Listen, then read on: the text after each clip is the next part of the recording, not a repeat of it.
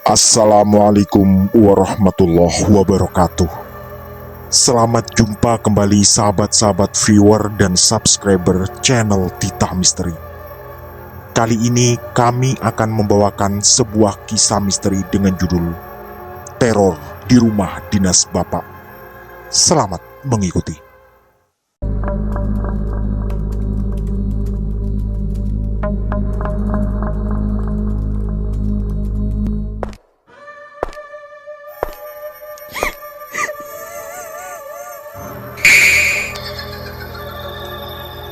Jangan pernah mengikuti kisah ini sendirian. Jawa Timur 1995. Entah sudah berapa kali kami sekeluarga harus berpindah tempat tinggal lagi. Lama-lama aku pun terbiasa dengan resiko perjalanan karir bapakku, yaitu harus pindah kota setiap kali ada mutasi atau promosi jabatan. Namaku adalah Roni dan aku masih duduk di kelas 2 SMP. Aku adalah anak bungsu dari 2 bersaudara. Mbak Sari kakakku sudah menikah dan baru saja melahirkan anak pertamanya. Bapak adalah seorang kepala cabang di suatu perusahaan swasta, sedangkan ibuku adalah ibu rumah tangga biasa. Karena pekerjaan bapak itulah, hidup kami biasa berpindah-pindah menyesuaikan kemana bapak ditugaskan. Tapi, untuk masalah ekonomi, keluarga kami bisa dibilang kalangan menengah ke atas dan selalu berkecukupan. Beberapa kali aku pindah sekolah dan selalu ditempatkan di sekolah terbaik di kota itu.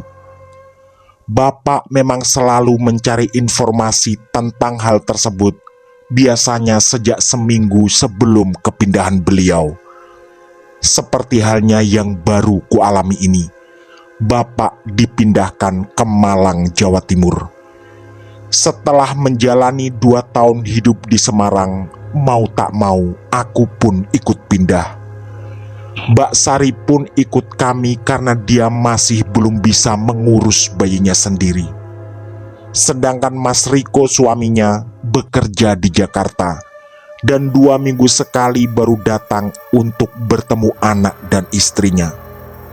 Rumah dinas yang akan kami tempati kali ini ternyata cukup besar. Sedikit lebih besar dari yang kami tempati sebelumnya di Semarang. Seperti juga di sana, rumah dinas kali ini terletak di jalan utama kota Malang. Hanya sayang, suasana terasa sepi, karena jarak dari pintu gerbang depan menuju rumah utama kurang lebih 50 meter. Jadi, kami memiliki halaman yang luas dan pastinya tak begitu bising oleh suara kendaraan. Sebenarnya, keanehan mulai kami rasakan saat hari pertama menempati rumah. Di dalam rumah sudah cukup bersih karena sebelum kami datang ke tempat itu sudah dibersihkan oleh orang suruhan di kantor bapak. Tapi yang bagiku agak aneh adalah saat pertama kali masuk, banyak sekali cicak di dalam rumah. Di setiap sudut ruangan ada gerombolan cicak yang jumlahnya mungkin belasan atau bahkan puluhan. Bapak sempat komplain pada orang kantor dan mereka segera datang untuk membersihkan cicak-cicak itu. Tapi keesokan harinya, cicak-cicak itu datang lagi. Meskipun ibu menggunakan semprotan racun serangga, tapi selalu saja hewan-hewan itu datang lagi dengan jumlah yang banyak. Hal itu terus berulang sampai ibu menyerah. Dan akhirnya kami pasrah dan harus membiasakan diri dengan cicak-cicak itu. Di rumah dinas yang baru ini, tinggallah aku, bapak, ibu, Mbak Sari, anaknya yang masih berumur 1 minggu, Bo Iem pembantu yang rumahnya tak jauh dari sana, Pak Bagong sopir sekaligus tukang kebun, dan Mas Andi satpam rumah dinas. Sebenarnya dengan orang sebanyak itu, kondisi rumah sangat ramai. Tapi entah kenapa kami sekeluarga selalu merasa ada yang aneh dengan rumah ini. Sepertinya ada misteri dan sesuatu yang selalu mengintai kami semua. Baru beberapa hari tinggal, kami mendapat informasi bahwa kepala cabang sebelumnya hanya tinggal seminggu di rumah ini. Dan lalu, beliau minta pindah mengontrak rumah di tempat lain. Apakah memang ada sesuatu di rumah ini? Semuanya akan terjawab seiring berjalannya waktu. Kejadian misterius pertama menimpa Mbok Iem. Suatu malam, Mbok Iem tiba-tiba berteriak kencang dari kamarnya di dekat dapur. Karena kerasnya teriakan itu, kami pun terbangun dan mendatangi kamar Mbok Iem. Menurut Mbok Iem, baru saja dia didatangi sesosok nenek tua yang marah padanya karena membersihkan bagian belakang rumah. Awalnya kami tak percaya, tapi Mbok Iem lalu menunjukkan tangan kirinya yang lebam dan ada bekas seperti bentuk kepalan tangan. Menurutnya, itu adalah bekas dari sosok nenek yang menarik tangannya. Akhirnya, sejak malam itu, Mbok Iem dipindahkan ke salah satu kamar bagian depan yang sebenarnya diperuntukkan sebagai kamar tamu. Keesokan harinya yang kebetulan hari Minggu, aku, Bapak, Mas Riko yang kebetulan datang dan Pak Bagong berniat untuk membersihkan halaman belakang. Di sana ada bangunan yang kuduga adalah gudang. Di sebelah bangunan itu terparkir sedan tua yang sudah tak layak pakai. Keempat bannya sudah kempes dan cat di bodinya pun sudah terkelupas. Pak Bagong yang memegang kunci gudang itu sebenarnya tak berani membukanya. Tapi karena ini adalah perintah Bapak, maka terpaksa dia buka.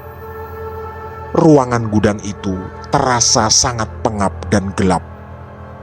Bau aneh langsung tercium saat pertama kali pintunya dibuka. Ternyata isinya adalah gergaji kayu dan barang-barang pertukangan lainnya. Tapi anehnya, semua barang-barang itu ditutup dengan kain putih seperti kain kafan. Ini mungkin yang jadi sarana makhluk halus. Begitu kata Bapak dengan setengah bergumam di depan kami semua. Kemudian Bapak memerintahkan Pak Bagong untuk mencari orang agar membersihkan barang-barang itu dan membuangnya. Pak Bagong juga diminta merapikan gudang dan memberi lampu agar tak terlihat gelap di malam hari. Untuk mobil sedan tua sementara dibiarkan saja. Sedangkan rumput yang sudah meninggi di halaman gudang juga harus dibersihkan. Sekitar jam 4 sore, semua sudah beres. Dan halaman belakang tampak lebih bersih dan tidak menyeramkan lagi. Tapi, teror sebenarnya terjadi di malam harinya.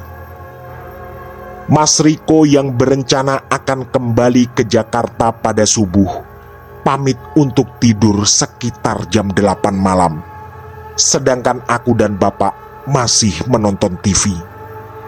Sekitar jam 10 malam saat aku dan Bapak bersiap masuk kamar masing-masing, kami dikejutkan dengan Mbak Sari dan Mas Riko yang keluar dari kamarnya secara bersamaan. Dengan wajah sangat panik dan tegang, secara bersamaan pula Mas Riko dan Mbak Sari berkata, "Viko hilang." Tentu semua menjadi panik. Viko adalah anak dari Mbak Rani dan Mas Riko. Ibu juga terlihat pucat dan berkaca-kaca karena Viko adalah cucu pertama. Secara logika, rasanya mustahil bayi berumur 2 minggu hilang begitu saja. dari kamar tidur yang di sana juga ada kedua orang tuanya. Aku langsung berlari ke pos satpam depan dan bertanya pada Mas Andi apa ada orang yang keluar masuk. Mas Andi menjawab bahwa sejak sore tadi tak ada satupun orang keluar atau masuk. Mas Andi lalu ikut masuk ke dalam rumah untuk mencari keberadaan Viko. Kami semua seisi rumah tentu kebingungan. Segala sudut di dalam rumah dicari, bahkan kami sempat berpikiran akan lapor pada polisi. Tapi entah bagaimana awalnya, Pak Bagong berpikiran untuk mencari di halaman belakang. Tentu saja ide itu terdengar aneh. Tak mungkin bayi kecil itu bisa berjalan sendiri ke sana. Tapi karena seluruh sudut di rumah sudah dicari dan tidak ditemukan, maka ide Pak Bagong patut untuk dicoba. Bapak segera masuk kamar untuk mengambil kunci gudang, dan kami pun bersama-sama mencari Viko di halaman belakang. Dan ini yang ajaib. Kami semua mendengar suara tangisan bayi dari dalam gudang. Dengan cepat, Bapak membuka kunci pintu gudang. Tapi ternyata semua tidaklah semudah itu. Pintu gudang itu ternyata begitu sulit untuk dibuka. Bapak, Mas Riko, Mas Andi, dan Pak Bagong bergantian mencoba membuka, tapi tak ada yang berhasil. Kepanikan semakin terasa saat suara tangisan bayi semakin kencang. Sampai akhirnya pintu itu didobrak bersama-sama, dan untung saja berhasil. Ajaibnya, di dalam gudang yang sudah kosong itulah tergeletak Viko sendirian di lantai. Mbak Sari langsung berlari dan segera menggendongnya. Sambil menangis, kakakku itu menciumi Viko berkali-kali. Ibu dan Mas Riko juga segera mencium Viko. Kejadian menegangkan ini sungguh tak masuk akal. Setelah pintu gudang kembali dikunci dan kami semua kembali ke ruang tamu, Pak Bagong sempat mengatakan bahwa mungkin penunggu gudang itu marah karena tempatnya dibersihkan. Malam itu kami semua tidak tidur dan berkumpul di ruang tengah untuk menjaga Viko. Kami tentu takut kejadian tadi terulang kembali. Dan Mas Riko pun membatalkan rencananya untuk kembali ke Jakarta di hari itu. Ibuku lalu memakai mukena, kemudian mengaji di atas salah satu kursi. Sekitar jam 3 pagi, Mas Andi masuk ke dalam rumah dan memberitahu Bapak bahwa ada orang yang ingin bertemu dengan beliau. Tentu saja, kami semua keheranan, siapa yang bertamu di jam selarut itu. Ternyata itu adalah salah seorang pekerja yang tadi siang ikut membersihkan halaman belakang dan gudang. Namanya Mas Agus. Dengan wajah yang juga terlihat pucat, Mas Agus membawa semua barang-barang isi gudang yang memang sudah atas seizin Bapak. Ternyata maksud kedatangannya adalah untuk mengembalikan semua barang yang tadi dia bawa. Dia mengaku semalaman diganggu oleh sesosok menyeramkan setinggi manusia, tapi tak jelas apakah laki-laki atau perempuan. Sosok itu meminta agar barang-barang yang dia bawa dikembalikan ke tempat semula. Kembali, kami semua keheranan. Pak Bagong lalu mengeluarkan pendapat bahwa kejadian ini mungkin ada hubungannya dengan Viko yang semalam hilang. Di tengah suasana yang makin tegang, Aku langsung merengek dan usul kepada bapak agar kita semua secepatnya keluar dari rumah ini. Hal itu langsung didukung oleh ibu. "Iya pak, lebih baik kita tinggal di rumah yang biasa saja daripada tinggal di rumah besar tapi selalu diganggu makhluk gaib." Mbak Sari juga mengangguk. Demikian pula Mas Riko. Untung saja malam ini tak ada korban. Tapi ibu bersikukuh bahwa tak menutup kemungkinan bisa terjadi malapetaka yang lebih besar di kemudian hari. Mbak Sari dengan menangis lalu mengatakan ingin ikut suaminya ke Jakarta. Dia lalu minta izin ke bapak ingin menggunakan jasa babysitter di sana, daripada harus ketakutan dan terjadi sesuatu pada anaknya. Bapak pun menampung semua usulan itu dan mengatakan besok akan minta pada HRD untuk mencarikan kontrakan yang layak untuk kami, meskipun akhirnya harus menggunakan uang pribadi bapak. Malam itu, syukurnya tak ada lagi kejadian aneh sampai akhirnya kami bisa tertidur bergantian. Keesokan harinya, Pak Bagong dibantu beberapa orang memasukkan kembali beberapa barang di gudang yang sudah terlanjur keluar. Tata letaknya pun diusahakan sama seperti semula. Lampu-lampu dibuka kembali. Dan untungnya setelah itu tak ada lagi gangguan yang berarti. Hanya sesekali terlihat sekelebat bayangan-bayangan aneh. Waktu berjalan, dan singkat cerita 2 minggu sudah kami tinggal di rumah itu. Dan kami tak kunjung menemukan rumah kontrakan untuk pindah. Semua gangguan juga termasuk ringan. Dan untungnya masih bisa diatasi. Sampai pada suatu sore, saat aku baru pulang dari sekolah, kulihat ibu sedang memasak di dapur. Aku segera menghampiri karena memang perutku terasa lapar. Seperti biasa, aku menyapa ibu. Tapi beliau tak menjawab sapaanku. Lalu kuraih tangannya untuk kucium karena itu memang kebiasaanku setiap hari. Tapi ada yang aneh. Saat ku sentuh tangan ibu, terasa sangat dingin.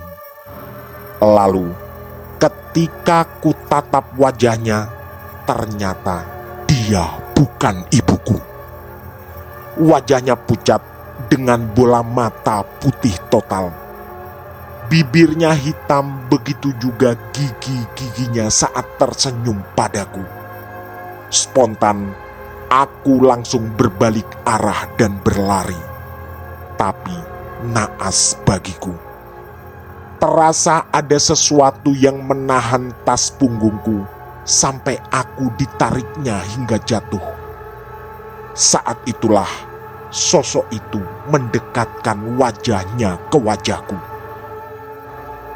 Aku yang ketakutan hanya bisa berusaha mundur dalam posisi berjongkok. Sekujur tubuhku bergetar hebat. Apalagi ketika kurasakan tangan sosok itu mulai berhasil menyentuh kepalaku. Kemudian sosok itu mengeluarkan suara yang menakutkan. Tak jelas apa yang diucapkannya, tapi di mataku terlihat sekali kemarahan di wajahnya. Entah apa yang terjadi setelah itu, karena aku kemudian jatuh pingsan. Aku terbangun sudah berada di sofa, dan di hadapanku ada ibu dan Mbok Iem. Awalnya, aku masih ragu apa benar dia ibuku. Peristiwa barusan benar-benar masih sangat membekas di ingatanku. Tapi begitu beliau menyentuh wajahku dan terasa hangat, aku yakin bahwa ini memang ibu. Beliau lalu memelukku erat dan menyapu-nyapu punggungku. Aku lalu diminta mandi dan makan. Sepulang bapak dari kantor, aku pun menceritakan apa yang kualami tadi sore. Dan syukurnya 2 hari kemudian bapak menemukan rumah kontrakan baru. Mbok Iem dan Pak Bagong juga diajak pindah, termasuk Mas Andi yang tetap akan menjadi satpam di sana. Rumah baru itu memang sedikit lebih kecil, tapi dari pertama kami masuk, suasananya sungguh berbeda. Rasanya jauh lebih nyaman daripada di rumah sebelumnya. Hanya saja terjadi keanehan di malam pertama. Ibuku mengigau dengan suara yang sangat keras. Aku sampai terbangun, dan begitu aku berlari ke kamar ibu, Pak Bagong juga ikut berlari. Kebetulan ada satu kamar depan yang kosong, dan Pak Bagong memang diminta untuk menemani kami malam itu. Sedangkan Mbok Iem diberi kamar paling belakang. Setelah ibu bangun dan bapak memberi segelas air, beliau bercerita. Katanya, baru saja ibu bermimpi. Dalam mimpi itu, ibu merasa berjalan di tengah-tengah pasar. Dan tiba-tiba ada seorang nenek yang berlari sangat cepat sampai menabrak ibu. Nenek itu ternyata menggendong Viko yang terus menangis. Kata ibu, wajah nenek itu hitam legam dengan kerutan-kerutan yang menunjukkan bahwa dia sangat tua. Hanya saja gerakannya begitu gesit. Setelah ibu terjatuh, nenek itu berhenti dan memandang ibuku dengan tatapan aneh. Ibu lalu berteriak sampai orang-orang di pasar berkerumun. Mungkin karena ketakutan, nenek aneh itu lalu menyerahkan Viko pada ibu. Kemudian dia berlari lagi. Dari kejauhan, ibu mendengar suara nenek itu yang mengucapkan terima kasih karena rumahnya telah dikembalikan. Bapak lalu langsung menelpon Mbak Sari dan menanyakan kondisi mereka di Jakarta. Syukurnya, kata Mbak Sari, Viko sedang tidur dan di Jakarta semuanya aman. Keesokan harinya, Bapak memanggil Mbok Iem dan Mas Bagong. Kebetulan mereka berdua memang adalah penduduk asli. Disitulah Mbok Iem bercerita. Konon, dulu di dekat rumah dinas bapak yang pertama, ada kejadian yang sangat menggemparkan. Ketika itu, Mbok Iem masih kecil. Ada seorang tetangga, yaitu nenek-nenek yang ditemukan meninggal di rumahnya. Tak ada tanda-tanda kekerasan pada jenazahnya. Tapi karena ada perhiasan dan uang yang hilang, beberapa orang sempat menduga nenek itu adalah korban perampokan. Tapi kata Mbok Iem, kasus itu tak pernah jelas arahnya. Mungkin karena pihak keluarganya memang tak mau meneruskan dan lebih memilih ikhlas agar sang nenek tenang di alam sana. Setelah kejadian itu, banyak kejadian aneh termasuk di tempat rumah dinas bapak. Ada beberapa tetangga yang mengaku ditemui sosok mirip nenek itu.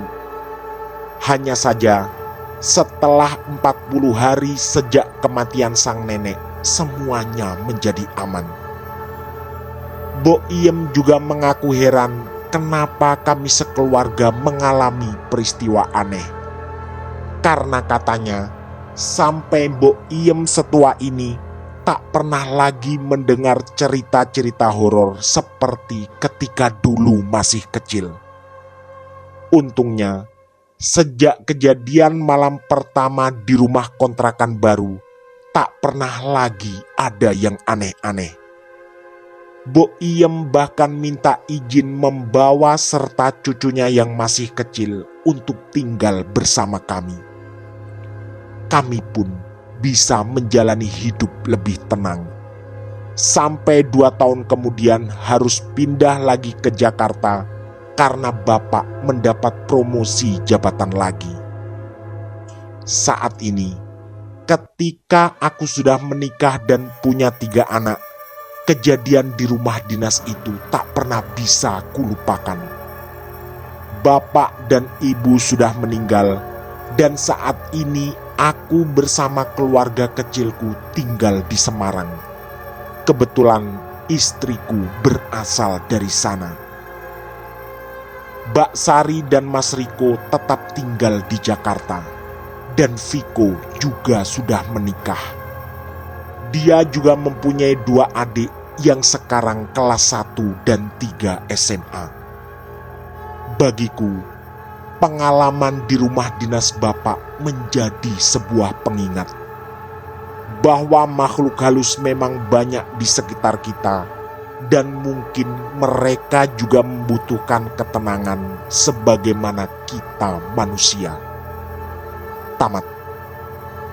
Demikian kisah misteri dari kami, teror di rumah dinas bapak. Semoga kisah-kisah kami cukup menemani sahabat semua. Mohon maaf apabila terdapat kesalahan dalam pemilihan atau penuturan kata. Kami atas nama segenap kru Titah Misteri mengucapkan terima kasih. Dan wassalamualaikum warahmatullahi wabarakatuh. Pesan saya, jangan bercermin sendirian di tengah malam. Sampai jumpa.